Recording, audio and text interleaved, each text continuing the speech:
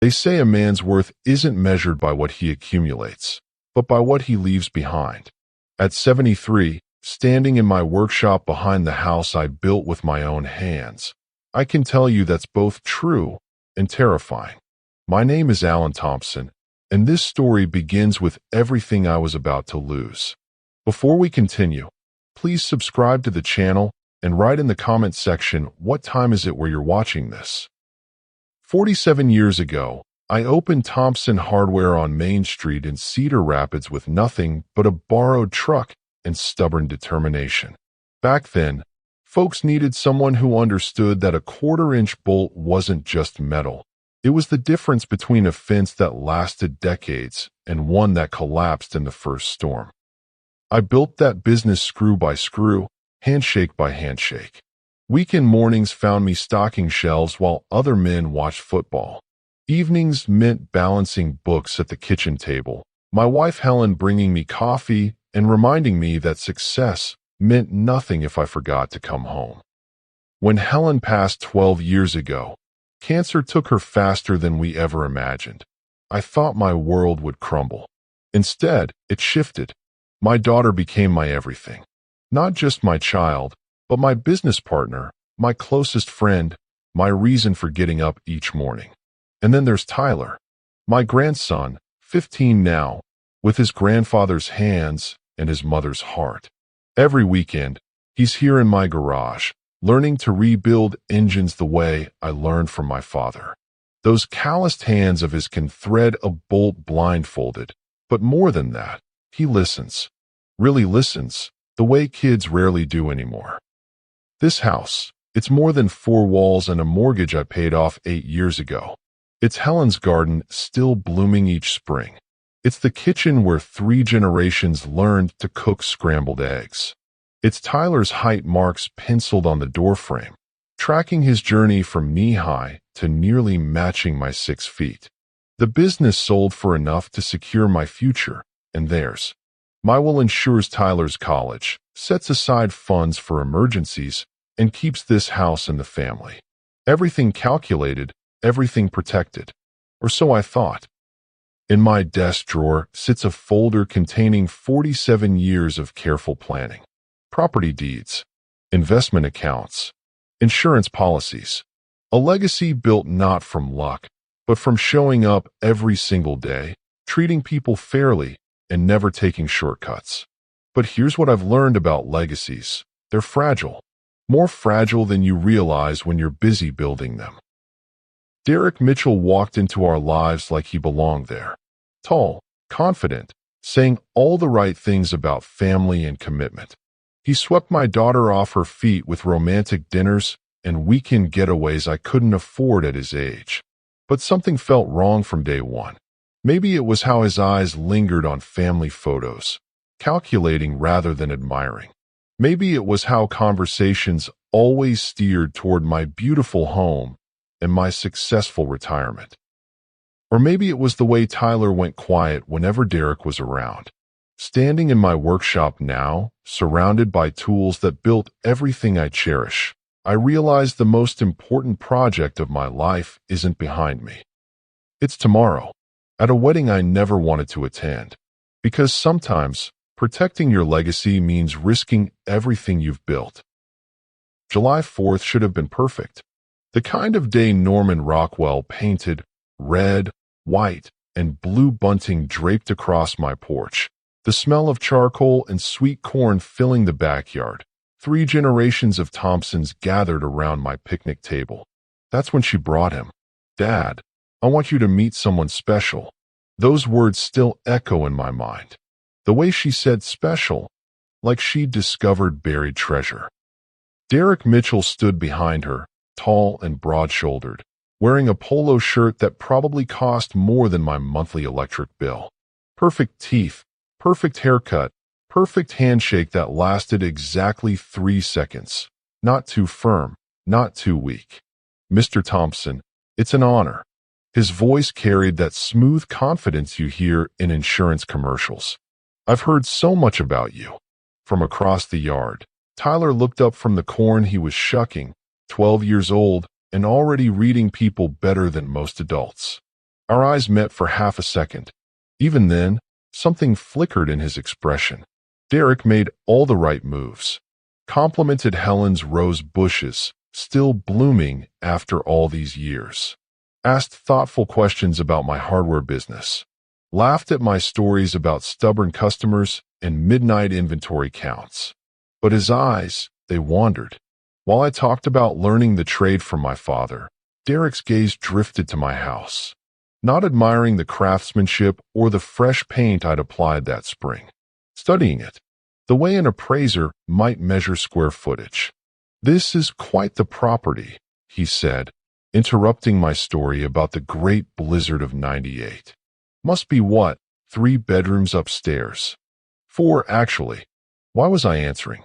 Something about his tone made it feel less like casual interest, more like inventory. He nodded, filing away the information. "And you've lived here how long?" 42 years this September. Helen and I bought it right after. Property values must have really climbed in this neighborhood. That smile never wavered, but his eyes were calculating. "You're sitting on a gold mine here, Alan. May I call you Alan?" "Nobody calls me Alan except my doctor and the IRS. Tyler appeared at my elbow, carrying a pitcher of lemonade. "Grandpa, Mom says the burgers are ready." Derek's attention shifted to my grandson like a searchlight finding its target. "And you must be Tyler. Your mom tells me you're quite the little mechanic." "Little mechanic." Tyler bristled. I could see it in the set of his shoulders. "I work on cars with Grandpa," Tyler said carefully. "Classic cars." "Classic cars, huh?" Derek's interest sharpened.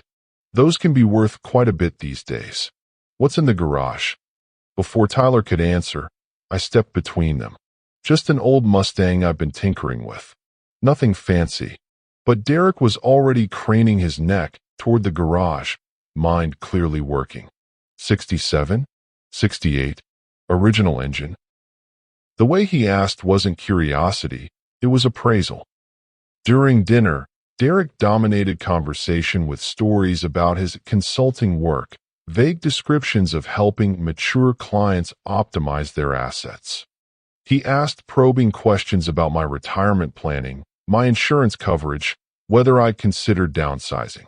"A house this size for one person," he said, cutting into his steak with surgical precision. "Must be expensive to maintain." I caught Tyler watching Derek with that same unsettled expression. Even at 12, he sensed something I was trying to ignore. Later, as Derek helped clear dishes, I found him in my kitchen studying the family photos on the refrigerator. Not the smiling faces, the backgrounds. The antique furniture visible through doorways, the crystal chandelier hanging in the dining room. "Beautiful home," he said when he noticed me watching. "Really beautiful. You've done well for yourself, Alan." The way he said it made my skin crawl. As they left that evening, Derek shook my hand again. Same perfect pressure, same practiced smile. "Looking forward to getting to know the family better," he said. Something in his tone suggested he already knew us better than we realized. Tyler waited until their car disappeared before speaking. "I don't like him, Grandpa." Neither did I, but I had no idea why. Not yet. Within 3 weeks, Derek Mitchell wasn't visiting our family dinners. He was hosting them. Not literally, of course. This was still my dining room, my table, my Sunday pot roast. But somehow Derek had positioned himself at the head opposite me, carving the meat like he'd been doing it for years, telling stories that made my daughter laugh in ways I hadn't heard since her college days. "Alan, you really should consider getting that kitchen updated," he'd say, surveying my perfectly functional appliances with the eye of an interior designer. "These cabinets are beautiful, but imagine what you could get for this place with some modern touches." Why was he always talking about what I could get for my house? The questions started subtle. Derek would lean back in Helen's old chair, that bothered me more than it should have, and steer conversations toward finances with the skill of a seasoned broker. "Alan, a man your age, you must have some solid investments tucked away. What's your philosophy? Conservative bonds, or do you still play the market?" When I deflected, he'd chuckle. Smart man, keeping your cards close to your chest.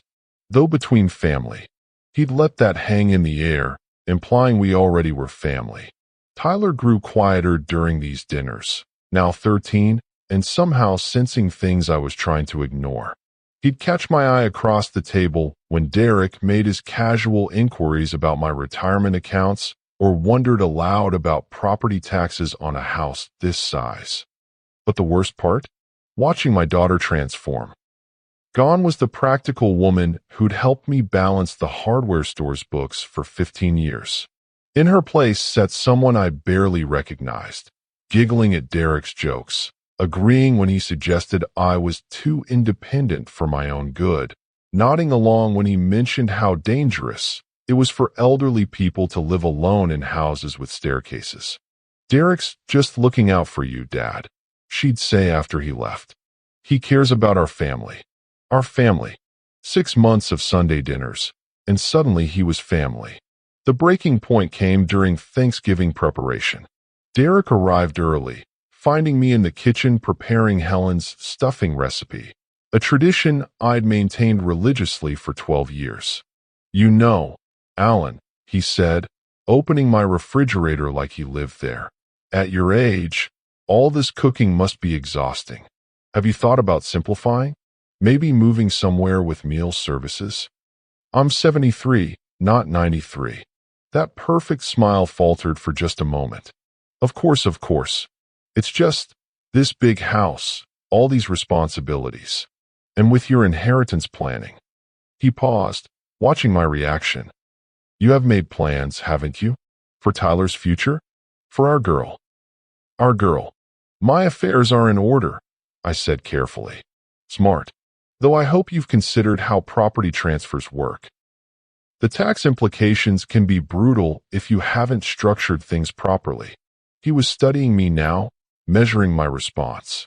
You might want to consider adding names to deeds while you're still sharp. Still sharp. Like I was already slipping. During dinner, Derek dominated conversation about wealth preservation strategies and estate planning mistakes he'd seen other families make. Every story seemed designed to highlight how unprepared elderly people could lose everything they'd worked for. The key, he said, cutting his turkey with surgical precision, is making sure the right people have access to make important decisions when the time comes. Later, as I walked him to his car, Derek put his hand on my shoulder. Too familiar, too presumptuous. Alan, I want you to know how much I respect what you've built here. This house, your success. I'd hate to see anything happen to it. The way he said it didn't sound like protection. It sounded like a threat. That night, I sat in my study looking at the framed photos on my desk. Helen and me on our wedding day. First day at the hardware store. Tyler's Little League championship. Everything worth protecting. Everything Derek seemed determined to access. Christmas Eve should have been about family traditions. Tyler helping me string lights on Helen's tree, opening gifts by the fireplace, sharing stories about Christmases past. Instead, it became the night everything changed forever. I was in the kitchen checking on the ham when I heard the commotion in the living room. Tyler's voice, excited but confused. Then silence, the kind that makes your stomach drop. When I walked in, my daughter was crying. But these weren't tears of sadness. They were the kind that come with overwhelming joy. Derek stood behind her, that practiced smile wider than I'd ever seen it, his hand resting possessively on her shoulder. Dad, she whispered, holding up her left hand. The diamond caught the Christmas lights, sparkling like captured fire. We're engaged. The room tilted slightly. I gripped the doorframe, trying to process what I was seeing. 6 months. They'd known each other 6 months, and now. Congratulations, I heard myself say, though the word felt like sandpaper in my throat. Tyler looked between his mother and me, confusion written across his 14-year-old face. He understood something was wrong, even if he couldn't name it. Derek stepped forward, extending his hand like we were sealing a business deal. I hope we have your blessing, Alan. Family approval means everything to me. The way he said family approval made it clear he'd proceed with or without it. Of course, I managed. What else could I say? My daughter was radiant, happier than I'd seen her since her husband died. How could I be the one to dim that light? But as we sat around the tree opening gifts, I watched Derek catalog every present, every family heirloom displayed on the mantle, every detail of our Christmas traditions. When Tyler showed him the vintage train set I'd given him, my father's from 1953, Derek held it longer than necessary, turning it over in his hands like he was appraising it. "Beautiful piece," he said. "These are quite valuable now." Everything was valuable to Derek. Nothing was just cherished. Later, after Derek left and Tyler went to bed, I tried approaching the subject carefully. "Honey, don't you think this is moving pretty fast?" Her expression hardened instantly. "Fast? Dad, I'm 38 years old. I know what I want. I just meant..." "What? That I should wait for your permission?" Her voice carried an edge I'd rarely heard. "Derek makes me feel alive again. He sees a future for us, for all of us. All of us." There it was again, Derek inserting himself into our family narrative. "I want you to be happy. Then support me." She kissed my cheek, but it felt like a goodbye. The wedding is Memorial Day weekend. 5 months to plan the perfect day. That night, I lay awake staring at the ceiling, Helen's absence feeling heavier than usual. She would have known what to say, how to protect our daughter without pushing her away. 5 months felt like both forever and no time at all. Because somewhere deep in my gut, I knew Memorial Day wasn't going to be a celebration. It was going to be a reckoning. February brought the kind of bitter cold that makes you appreciate a warm house and family gathered inside. What it also brought was the phone call that changed everything. "Grandpa, I need to come over." Now, Tyler's voice cracked through my landline at 8:30 on a Tuesday night. Something's wrong. Really wrong. 20 minutes later, my grandson stood in my kitchen, snow melting off his boots, holding something that made my blood freeze. A cell phone. Not Tyler's. I knew his. This one was sleek, expensive, unfamiliar. "I found it in Derek's jacket," Tyler said, his hands shaking slightly. "He left it hanging in our hall closet when he came for dinner. Mom sent me to get something, and it fell out of the pocket." I took the phone carefully, like it might explode. "Tyler, you shouldn't have." "Grandpa, look at it." His voice was urgent, frightened. "Just look." The screen lit up at my touch. No password protection, arrogant or careless, I couldn't tell which. What I saw made my stomach drop. Dozens of calls to numbers I didn't recognize. All late at night, after Derek left our house. After he kissed my daughter goodnight and drove away with that perfect smile. But it wasn't just the calls. It was the contacts. Names that made no sense. Phoenix Property, Clearwater Assets, Tampa Holdings. And strangers' names with notes beside them. Beverly, closed February 12th. Linda, processing. Margaret, final docs pending. Women's names. All of them. All with cold, businesslike notations. Tyler leaned over my shoulder, reading along. "Grandpa, what does closed mean?" I didn't want to think about what it might mean. The browser history was worse. Property value searches for my address. Probate law websites. Articles about signs of dementia in elderly men and when to seek guardianship. Derek had researched my house's worth down to the last dollar. $847,000 according to his searches. He'd also looked up something called undue influence and estate manipulation tactics. "Tyler," I said carefully, "does your mom know Derek has 2 phones?" "I don't think so." He sat heavily in Helen's old kitchen chair, suddenly looking much older than 14. "She thinks he only has the one she calls him on. This one, it's like his secret life."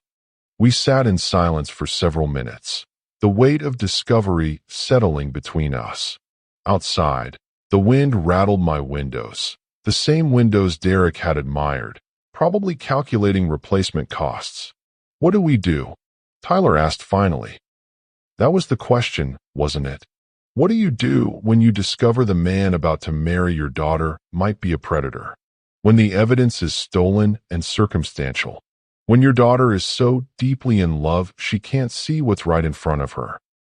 We need to be smart about this, I said. And we need to be careful. If Derek realizes you found this. Tyler nodded gravely. He can't know. But Grandpa, we have to stop him. All those other names, those women. What if he did something to them? The same thought had occurred to me, and it made me sick. We'll figure this out together, I promised, putting my arm around my grandson's shoulders. But Tyler, you can't tell your mother. Not yet. She won't believe us, and if Derek gets suspicious. I know. He looked up at me with eyes too wise for his age. It's just you and me now, isn't it? Just us. Against a man who collected vulnerable families like trophies. As I carefully returned Derek's phone to its place in Tyler's backpack, I realized something had shifted tonight. Tyler wasn't just my grandson anymore. He was my partner in protecting everything we both loved, even if it meant going to war with the man my daughter planned to marry. 3 days after Tyler's discovery, I made a decision that would change everything. I hired a private investigator. Jim Patterson didn't look like the detectives you see in movies. No trench coat or fedora, just a quiet man in his 50s with calloused hands and tired eyes, sitting across from me in my living room with a manila folder that would shatter my daughter's world. Mr. Thompson, he said, setting the folder on my coffee table like it contained explosives. What I found, it's worse than you suspected. I'd met Patterson through my insurance agent, who'd mentioned him during a casual conversation about home security. Retired police detective, he'd said. Does background checks for families. Discreet, thorough, honest. Honest. That's what I needed. Someone who'd tell me the truth, even if it destroyed everything. Derek Mitchell isn't his real name, Patterson said, opening the folder with practiced care. His legal name is Derek Eugene Stevens. Born in Phoenix, 42 years old. And Mr. Thompson, this isn't his first time. The photographs hit me like physical blows. Derek, or Stevens, at different ages, in different cities, always with the same charming smile. Always standing next to older women with expensive jewelry and proud expressions. Phoenix, 2018. Patterson continued, pointing to the first photo. Margaret Holloway, 71, widow of a successful contractor. They met at her church. 6-month courtship, married in a beautiful ceremony. 2 years later, she's broke and he's vanished. The next photo, Tampa, 2020. Beverly Chun, 68, inherited her husband's restaurant chain. Same pattern, charm, quick engagement, access to finances. She lost everything, including her home. My hands shook as I studied the images.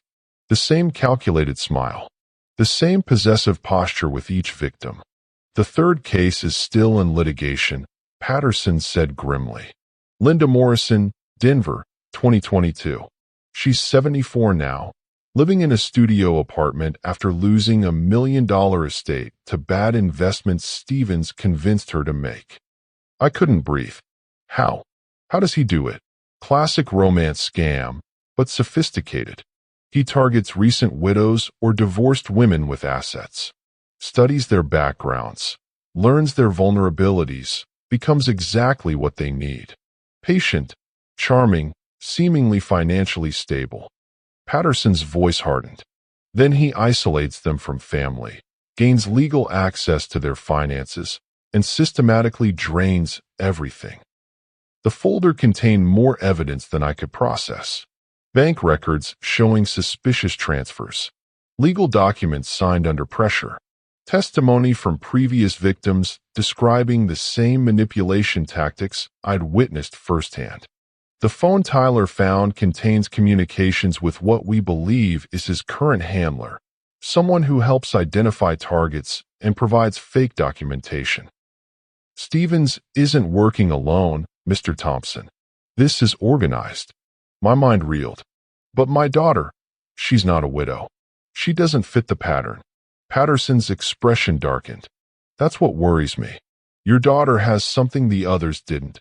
Access to an elderly parent with substantial assets. Stevens may be adapting his method. He pulled out the most devastating document yet.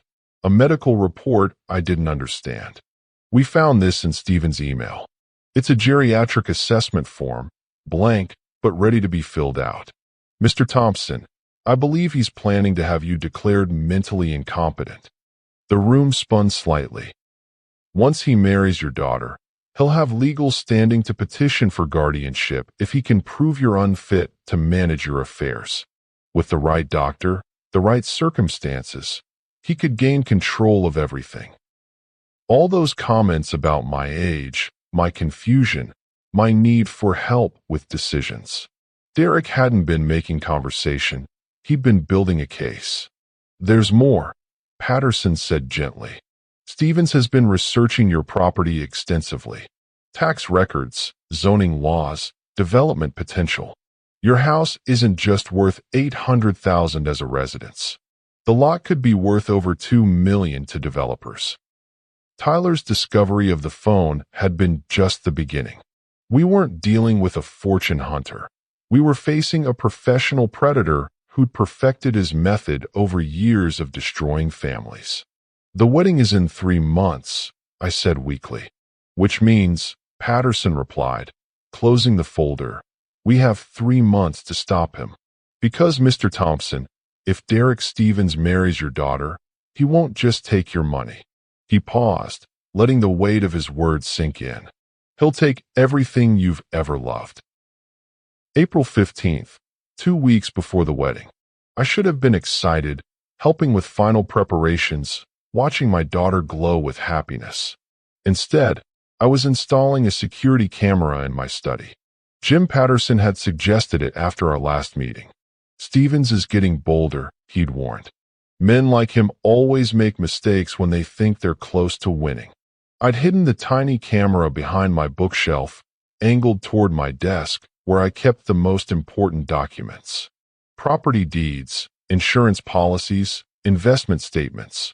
My life's work reduced to legal papers that apparently fascinated my future son-in-law. The trap worked faster than expected. That Sunday, Derek arrived early for dinner while I was outside working in Helen's garden. Through my kitchen window, I watched him kiss my daughter goodbye as she left for the grocery store, promising to keep Dad company until she returned. The moment her car disappeared around the corner, Derek's entire demeanor shifted. The charming smile vanished, replaced by cold calculation. He glanced around like a burglar casing a house, which, I realized, he essentially was. I slipped through my back door and positioned myself in the hallway outside my study, heart hammering against my ribs. Through the crack in the doorway, I watched Derek approach my desk with the confidence of someone who belonged there. He knew exactly where to look. The locked drawer, my most private documents, opened easily under his touch. Had he made a copy of my key? When?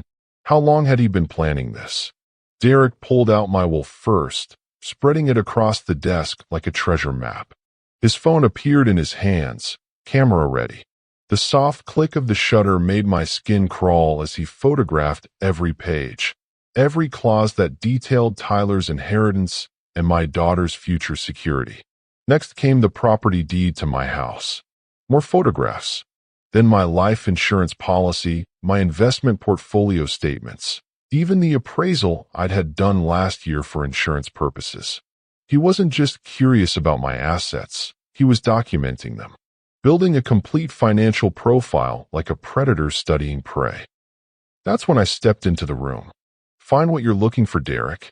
He spun around, my will still clutched in his hands, phone raised mid-photograph. For one beautiful moment, his mask slipped completely. I saw the real Derek Stevens, cold, calculating, caught red-handed in the act of violation. But the mask snapped back into place so quickly I almost doubted what I'd seen.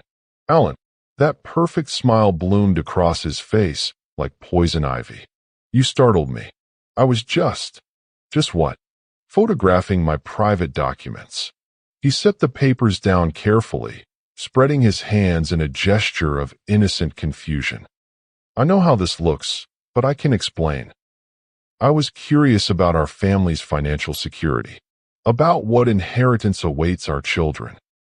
Our children, our family. The possessive pronouns made my stomach turn. These are my private papers, Derek, locked in my private desk. The drawer was open, he said smoothly, a lie delivered with absolute conviction. When I came in here looking for you, these documents were spread across the desk. I was concerned someone might have been going through your things. The gaslighting was masterful. Even as I'd caught him in the act, he was flipping the narrative, making himself the concerned protector instead of the predator.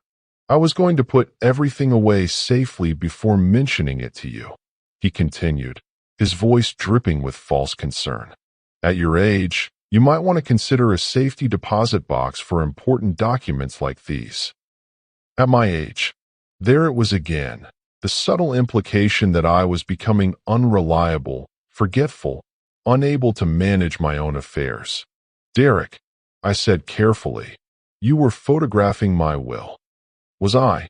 He glanced at his phone with theatrical confusion. I must have hit the camera button by accident. These new phones are so sensitive. He deleted something from his screen, or pretended to. There, all gone. I'm sorry for the confusion, Alan. The performance was flawless. If I hadn't seen it with my own eyes, hadn't witnessed the predatory focus as he cataloged my assets, I might have believed him. But I had seen it, and now I knew exactly who Derek Stevens really was. Just curious about inheritance, huh? I said quietly. Of course. I love your daughter, Alan. I want to make sure she's provided for. That we all are. He stepped closer, invading my space with calculated intimacy. Family takes care of family, don't you think? The threat was subtle but unmistakable. We were family now, or would be in 2 weeks. And family had access to everything. As Derek left my study with that same practiced smile, I realized the countdown had begun. 14 days until he became legally entitled to everything I'd spent 73 years building. Unless I found a way to stop him first. The morning after catching Derek in my study, I knew I had to try one last time. My daughter deserved to know the truth before she walked down that aisle in 10 days. Even if it meant risking everything between us. I called her early, before Derek could arrive for their usual Sunday breakfast routine. Dad, is everything okay? You sound strange. Honey, I need to see you. Alone. Just the two of us. Like when you were little and had something important to discuss.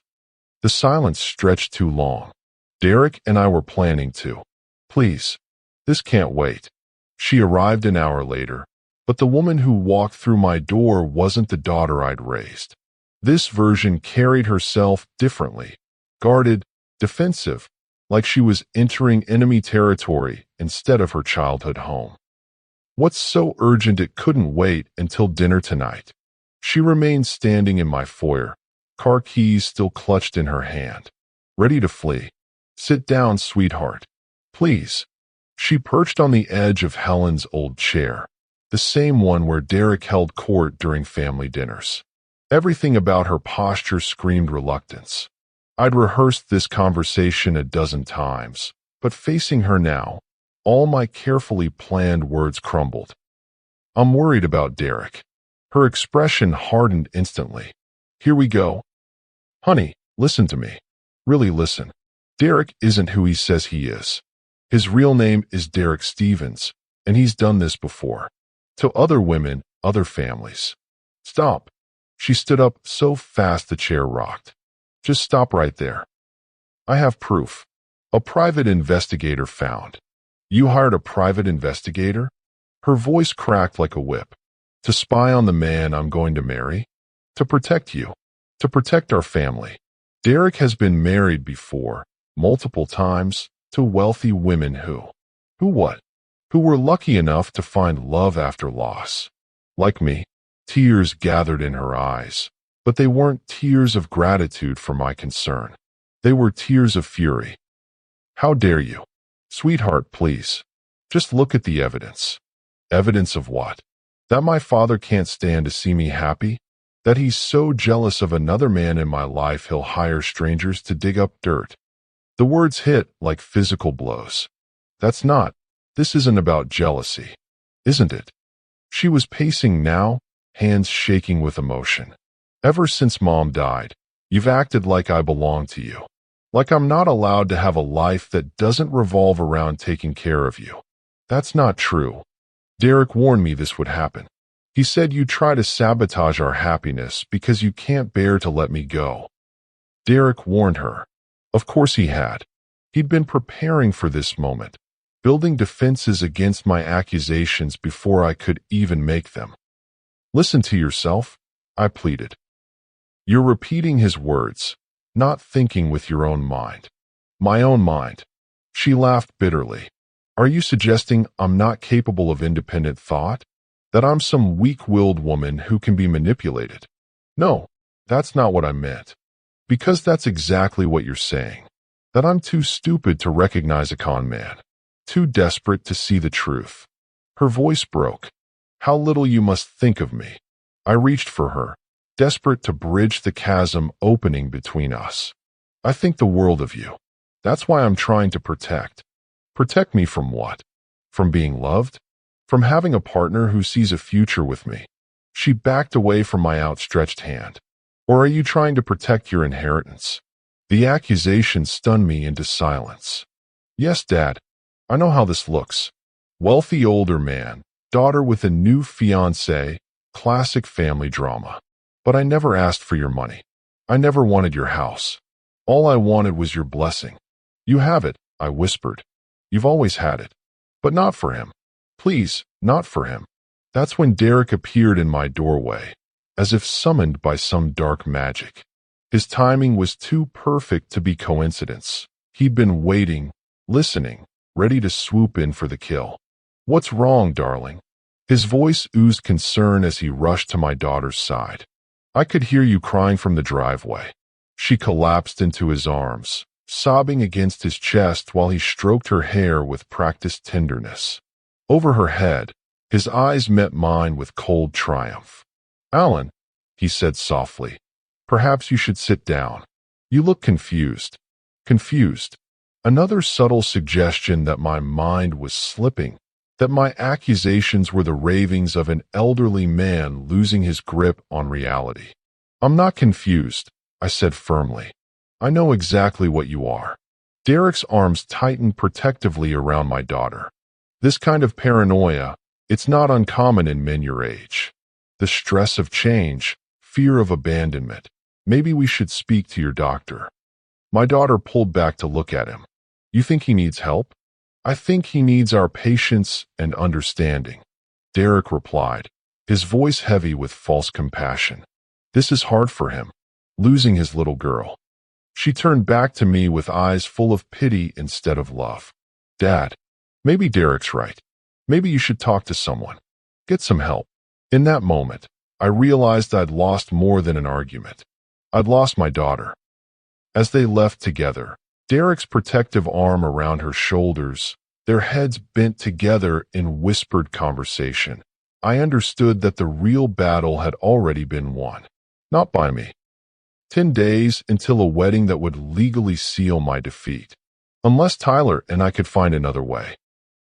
3 days after the confrontation with my daughter, Tyler appeared at my kitchen door without knocking, the way he'd done since he was old enough to reach the handle. But this time, something was different. His 15-year-old shoulders carried a weight that belonged on older men. Mom told me what happened, he said quietly, sliding into the chair across from me. She said you hired someone to spy on Derek. She said you accused him of terrible things. My heart sank. Of course she'd told him her version, Derek's version. Another bridge burned, another relationship poisoned. She's really upset, Grandpa. She thinks you're... He struggled with the words. She thinks you're getting confused, paranoid. And what do you think? Tyler studied me with those intelligent eyes, so much like his father's, weighing everything he'd observed over the past months. The uncomfortable dinners, Derek's probing questions, the secret phone we'd discovered together. I think, he said slowly, that Mom's in love with someone who isn't real. Relief flooded through me. But I also think she won't listen to either of us now. Not after what happened. He leaned forward, suddenly looking much older than his years. Derek was ready for you to find out, wasn't he? He knew exactly what to say to make Mom choose him. Smart boy. Too smart for his own good, maybe. She asked me to stay away from you for a while. Tyler continued, his voice barely above a whisper. Said you needed space to get the help you need. Derek suggested maybe I shouldn't spend weekends here anymore, at least until after the wedding. The manipulation was breathtaking. Derek wasn't just isolating my daughter. He was systematically removing every person who might interfere with his plans. And what did you tell her? Tyler's jaw set with determination that reminded me of myself at his age. I told her I love her, but I love you too. And I told her that family doesn't abandon family, even when things get complicated. Tyler, you don't have to choose sides. Yes, I do. He reached across the table and gripped my weathered hand with his young, strong one. Because in 6 days, Derek Stevens is going to marry my mother. And once he does that, he's going to try to take everything that matters to us. The certainty in his voice broke my heart and filled me with pride simultaneously. This boy, this young man, understood what my own daughter couldn't see. She's going to hate us both if we try to stop this wedding, I warned him. Maybe, but if we don't try to stop it, we'll lose her anyway. At least this way, we'll lose her fighting for her instead of watching her get destroyed. We sat in silence for several minutes, grandfather and grandson contemplating a battle that would define our family's future. Outside, spring was blooming in Helen's garden, new life emerging from what seemed like death. Maybe there was hope in that. So what's the plan? Tyler asked finally. I thought about Jim Patterson's evidence folder, about the other victims Derek had left in financial ruin, about the secret phone and the calculated way he'd maneuvered my daughter away from everyone who loved her. Saturday at 3 o'clock, Derek Stevens thinks he's going to marry your mother at Riverside Chapel. He thinks he's going to walk away with legal access to everything I've built. Tyler nodded, waiting. But Derek doesn't know everything I know. And he definitely doesn't know what we're prepared to do to protect her. My grandson smiled, the first real smile I'd seen from him in weeks. When do we start? We already have. Friday morning, 24 hours before the wedding, Jim Patterson called with news that made my blood run cold. Mr. Thompson, we need to meet. Now, what I've uncovered, it's bigger than we thought. An hour later, Patterson sat in my kitchen with a folder twice as thick as before, his expression grim as a funeral director's. Derek Stevens didn't just stumble into your daughter's life, he began, spreading photographs across my table. He's been watching your family for over a year.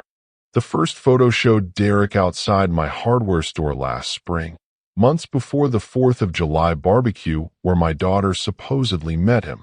He was photographing the building, taking notes, studying my daily routines like a predator stalking prey. Social media surveillance, Patterson explained. He found your daughter through her real estate license, tracked her social media presence, learned about your widow's status and business success. That chance meeting at the barbecue? Completely orchestrated. My stomach churned. How long has he been planning this?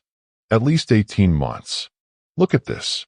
Patterson pulled out printed emails from Derek's account, communications his tech specialist had recovered. He's been corresponding with someone called the coordinator, likely the same person who helped him target the previous victims. The emails were clinical, discussing my family like we were marks in a confidence game.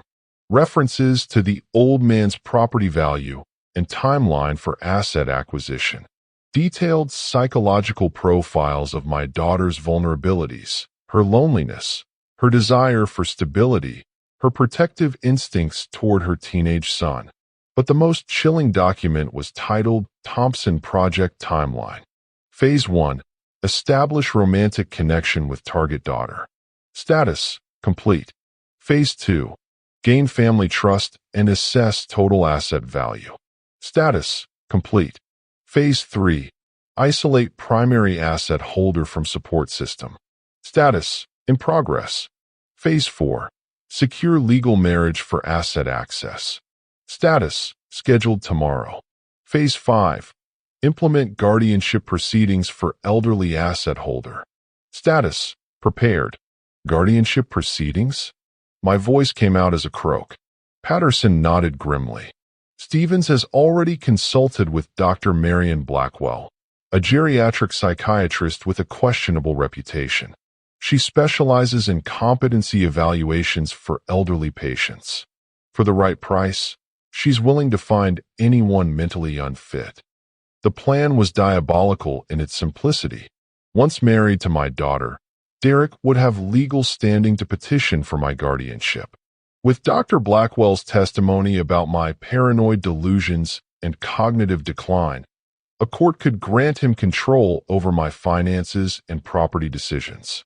There's more, Patterson continued, pulling out financial records. Stevens has already identified buyers for your property. Developers willing to pay $2.3 million for the lot. Nearly 3 times what your house is worth as a residence. The numbers swam before my eyes. Derek wasn't just planning to steal my savings. He intended to tear down everything Helen and I had built together, turning our home into another strip mall or apartment complex. The previous victims I managed. What happened to them afterward? Margaret Holloway died 6 months after losing her home. Heart attack, officially, but her daughter believes it was a broken heart. Beverly Chun attempted suicide when she realized what she'd lost. She survived, but barely. Patterson's voice hardened. Linda Morrison is fighting the guardianship in court, but at 74, she doesn't have the energy or resources for a prolonged legal battle. Tyler appeared in the kitchen doorway, drawn by our hushed conversation. One look at his face told me he'd heard enough to understand the magnitude of what we faced. The wedding's tomorrow, Tyler said quietly.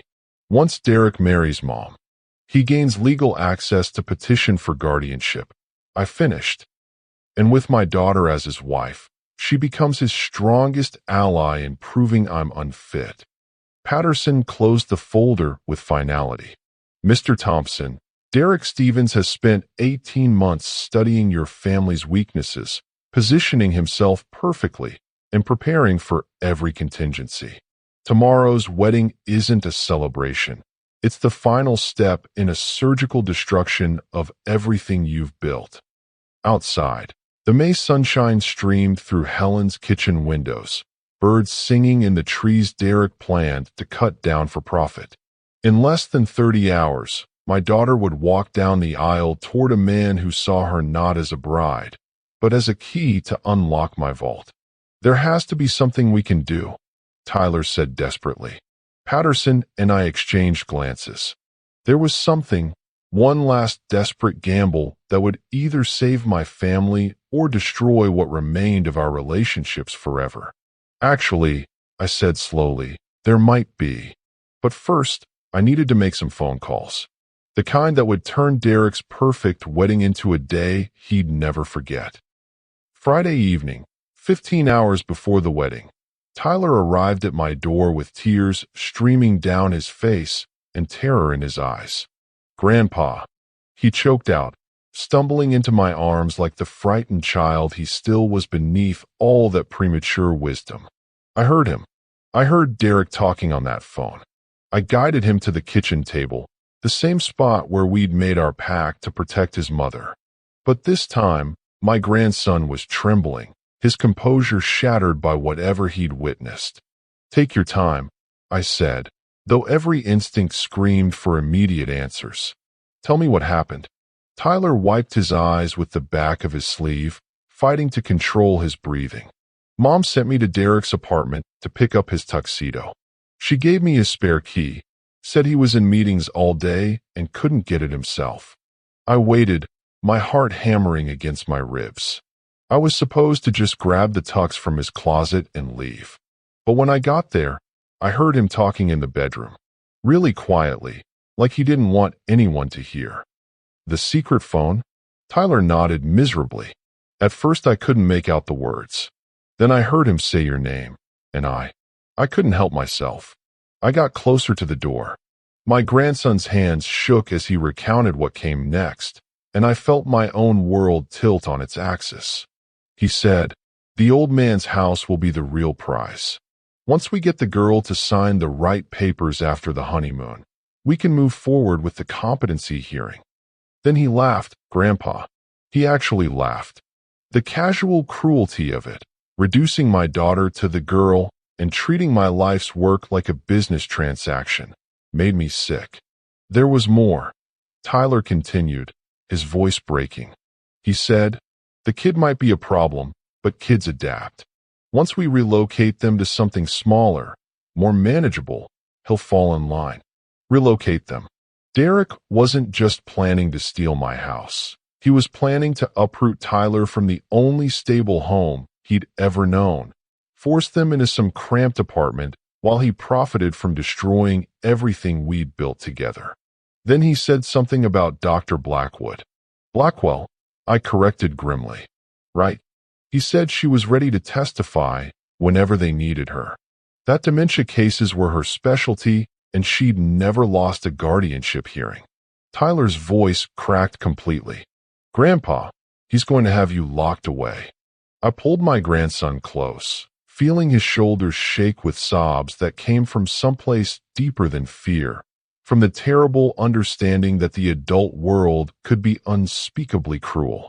Shoo, I whispered, stroking his hair the way I had when he was small and woke from nightmares. It's going to be okay. But even as I said the words, I wasn't sure I believed them. How can it be okay? Tyler pulled back to look at me with red-rimmed eyes. Mom's marrying him tomorrow. In 16 hours, he becomes family. And once he does, he has legal standing to destroy everything we love. I finished quietly. We sat in heavy silence, grandfather and grandson contemplating the magnitude of evil that had infiltrated our lives. Outside, the rehearsal dinner was probably winding down, my daughter glowing with happiness, Derek playing the perfect groom while secretly counting the hours until he could execute the final phase of his plan. What are we going to do?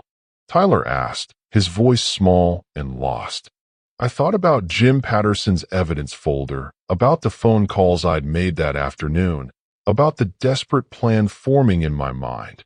Risky, potentially catastrophic, but our only hope of saving the woman we both loved. Tomorrow at Riverside Chapel, Derek Stevens thinks he's going to marry your mother in front of 150 guests. He thinks he's going to walk away with everything he needs to destroy our family. Tyler straightened slightly, hearing something in my tone that gave him hope. But Derek made one crucial mistake. I continued, feeling my resolve harden into steel. He underestimated how far a grandfather will go to protect his family. What's going to happen tomorrow? I looked at my grandson, this brave, loyal boy who'd risked everything to stand with me against a predator none of the adults around him could see clearly. Tomorrow, Tyler, we save your mother, even if she never forgives us for it.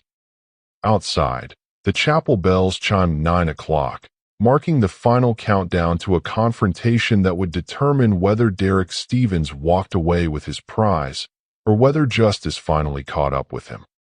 18 hours to go. Time to make some final preparations. Saturday, 3 o'clock. Riverside Chapel looked like something from a fairy tale. White roses climbing the stone walls, golden afternoon lights streaming through stained glass windows, 150 guests dressed in their finest attire. The picture-perfect wedding Derek Stevens had orchestrated to seal his victory. But fairy tales, I'd learned, sometimes have wolves disguised as princes. Tyler and I sat in the back pew, dressed in our best suits, but feeling like mourners at a funeral. My grandson's hands were clenched so tightly in his lap that his knuckles had gone white. Around us, friends and family chatted excitedly, completely unaware that they were about to witness either a rescue or a catastrophe. 3 rows ahead, Jim Patterson sat with his wife, looking like any other wedding guest except for the manila envelope tucked discreetly beside him. In the side chapel, Detective Rita Morales waited with 2 uniformed officers, all positioned exactly where I'd asked them to be during my phone calls yesterday. The organ began playing, and conversations died to whispers. This was it. The moment Derek had spent 18 months engineering, the final step in his calculated destruction of my family. My daughter appeared at the chapel doors, radiant in Helen's wedding dress, altered to fit her perfectly, carrying Helen's bouquet of white roses. She looked so beautiful, so happy, that for one terrible moment I wondered if we were making the biggest mistake of our lives. Then I saw Derek waiting at the altar. He stood there in his perfectly tailored tuxedo, that practiced smile beaming at his approaching bride. But I knew what lurked behind that handsome facade. The cold predator who referred to my daughter as the girl and planned to have me declared mentally incompetent within months. As she walked down the aisle, Derek's eyes met mine across the chapel. For just an instant, his mask slipped. I saw triumph there, smugness, the absolute certainty that he'd won. That's when I stood up. "Stop," I called out, my voice carrying across the suddenly silent chapel. "This wedding cannot proceed." A collective gasp rippled through the congregation. My daughter froze halfway down the aisle, her face cycling through confusion, embarrassment, and growing fury. "Dad, sit down," she hissed. "You're making a scene. I'm trying to save your life." I stepped into the aisle, Tyler rising beside me like a loyal soldier. Derek Stevens is not who he claims to be. The chapel erupted in whispers. Derek's expression shifted from shock to concern so smoothly, it was almost artistic. "Alan," he called out, his voice heavy with compassionate understanding. "Please don't do this. Not here, not now. You're having another episode." Another episode. Even now, he was building his case for my incompetency. "His real name is Derek Eugene Stevens," I announced loudly enough for everyone to hear. "He's a professional con artist who has done this before, multiple times. To wealthy women and their families." "Dad, stop." My daughter's voice cracked with humiliation. "Please, just stop." Jim Patterson stood up, the manila envelope now visible in his hands. "Mr. Thompson is telling the truth. I have documented evidence of Mr. Stevens' criminal history." Derek's composure finally cracked. "Who is this man?" "Alan, what have you done?" "I hired a private investigator to protect my family," I said, walking toward the altar. "Jim Patterson, retired police detective. Tell them what you found." Patterson opened the envelope with practiced efficiency. Derek Stevens, age 42, has been married 4 times to wealthy widows. Each marriage ended with the victim losing their life savings through fraudulent investment schemes and manipulated legal documents. The chapel had gone dead silent except for Derek's sharp intake of breath. Margaret Holloway of Phoenix lost $1.2 million before dying of a heart attack 6 months after her divorce, Patterson continued. Beverly Chin of Tampa lost her restaurant chain and family home. Linda Morrison of Denver is currently fighting guardianship proceedings Mr. Stevens initiated to gain control of her estate. "This is insane," Derek sputtered, but his perfect smile was gone, replaced by something ugly and desperate. "Alan, you're having a paranoid breakdown. Everyone can see it." That's when Tyler stepped forward, pulling out Derek's secret phone, the one we'd carefully replaced after documenting its contents. Is this yours? Tyler asked innocently. Derek's face went ashen. I've never seen that before. Funny, Tyler said, powering it on. Because yesterday I heard you using it to talk about getting the girl to sign papers after the honeymoon and moving forward with the competency hearing for the old man. The congregation exploded in shocked murmurs. My daughter stared at Derek with dawning horror, the pieces finally clicking into place. You've been planning this, she whispered. All of it. Derek's mask finally shattered completely. You stupid girl. You have no idea what you've just cost us both. Your father is a senile old fool sitting on a fortune he doesn't deserve, and you. That's enough. Detective Morales appeared from the side chapel, badge visible, handcuffs ready. Mr. Stevens, you're under arrest for fraud, identity theft, and conspiracy to commit elder abuse. Derek tried to run, but the uniformed officers were already moving up the side aisles. In front of 150 shocked wedding guests, the man my daughter had planned to marry was tackled, handcuffed, and read his rights. This isn't over, Derek snarled as they dragged him toward the door. You think you've won, old man? I'll be back. There are always other ways. No, Detective Morales said firmly, there aren't. We've been tracking you for months, Mr. Stevens. This ends today. As the chapel doors closed behind Derek and his police escort, an eerie silence fell over the congregation. My daughter stood frozen in the aisle, Helen's wedding dress suddenly looking like a costume from a play that had ended badly. Then she looked at me, really looked at me, and I saw recognition dawn in her eyes. Not just of Derek's deception, but of how close she'd come to losing everything that truly mattered. Dad? She whispered, dropping her bouquet as she ran toward me. Oh God, Dad, I'm so sorry.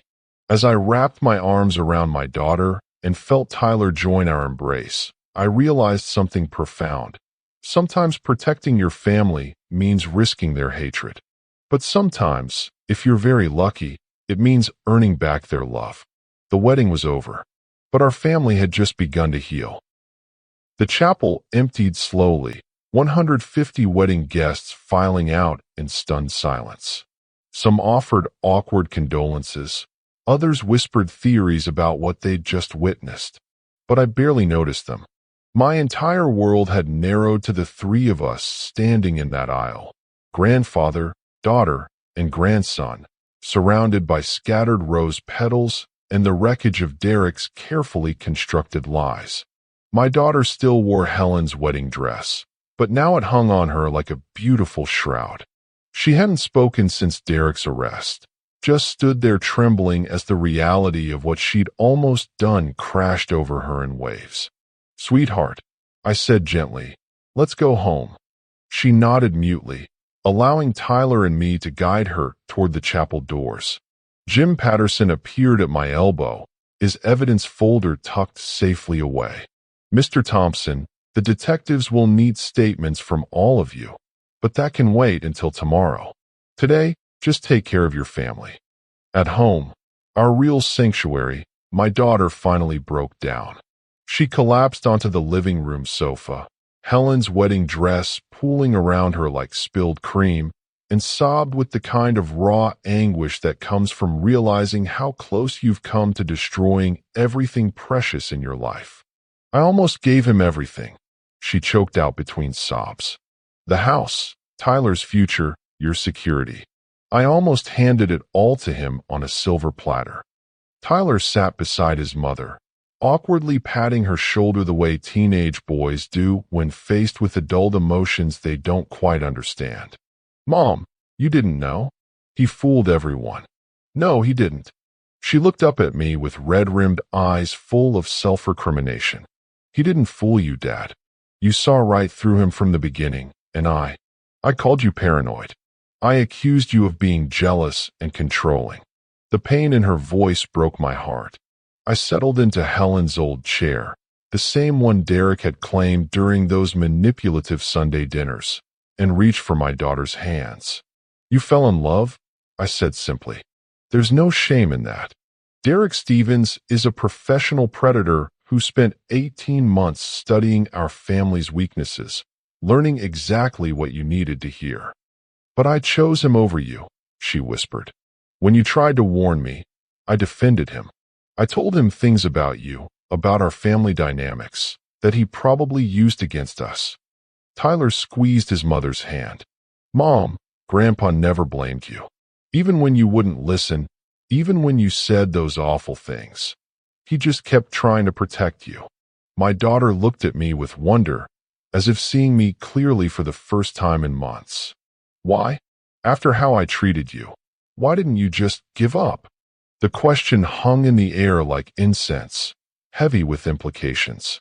How do you explain to your child that parental love doesn't come with conditions? That protecting your family isn't optional, even when they hate you for it? Because you're my daughter, I said finally. Because Tyler is my grandson. Because this family, messy and complicated as it is the most important thing I've ever built. We talked until sunset, the three of us unpacking months of manipulation and misunderstanding. I showed my daughter the evidence Patterson had gathered, walked her through Derek's systematic psychological grooming, helped her understand how an intelligent, independent woman could fall victim to such elaborate deception. The other women he targeted, she said, studying the photographs of Derek's previous victims. They all look like me. Successful, recently single, with teenage children and access to family wealth, I confirmed. Derek didn't choose you randomly. He studied your social media, learned your vulnerabilities, positioned himself as the perfect solution to problems you didn't even realize you had. Tyler leaned against his grandfather's chair, exhaustion finally catching up with him. Are we safe now? I mean really safe. I thought about Detective Morales' assurances, about the federal charges Derek faced for wire fraud and elder abuse conspiracy. He's going to prison, Tyler, for a very long time. That evening, after we'd ordered pizza and tried to restore some normalcy to our shattered day, I made a decision that had been building in my heart for months. I want to update my will, I announced as we sat in the kitchen, our family's true heart, where all important conversations happened. My daughter stiffened. Dad, you don't have to. Yes, I do. I pulled out the folder Derek had photographed, the documents that had nearly become his roadmap to our destruction. Not because of what happened today, but because of what I learned about our family through this ordeal. I spread the papers across the table, but this time they represented protection rather than vulnerability. Tyler, your college fund is now a full scholarship endowment. For years, any university, all expenses covered. My grandson's eyes widened, but I wasn't finished. The house stays in the family. Joint ownership between your mother and me now. Full inheritance to you eventually. Dad, my daughter protested, that's too much. It's exactly right, I interrupted. This house isn't just property. It's our anchor, our gathering place, the physical manifestation of everything your mother and I built together. Derek saw dollar signs, but we know its real value. Tyler wiped his eyes, overwhelmed by emotions too complex for his 15 years. What if I don't want to live here forever? What if I want to travel, see the world? I smiled, remembering my own young dreams of adventure. Then you travel, see the world, have grand adventures. But you'll always have a home to return to, roots that ground you no matter how far you roam. As we finalized the new arrangements, with my daughter's tearful blessing and Tyler's grateful acceptance, I realized something profound had shifted in our family dynamic. We weren't just grandfather, daughter, and grandson anymore. We were survivors, bonded by shared battle against a common enemy. 3 weeks later, Derek Stevens pleaded guilty to multiple federal charges. His sentencing hearing revealed the full scope of his crimes. 7 families destroyed over 8 years, millions of dollars stolen, lives shattered by his calculated cruelty. He received 25 years without parole. Justice, Helen would have said, served cold but thoroughly. Standing in my garden today, watching Tyler teach his mother how to change the oil in my old Mustang, I'm struck by the resilience of families who refuse to be broken. We faced a predator who nearly destroyed us, but we emerged stronger, wiser, more grateful for what we have. The lesson isn't complicated. Evil exists, often wearing charming masks and speaking sweet words. But family, real family built on love, loyalty, and mutual protection, is stronger than any deception. Trust your instincts. Protect what matters. And never underestimate the power of a grandfather's love. That's a legacy worth fighting for.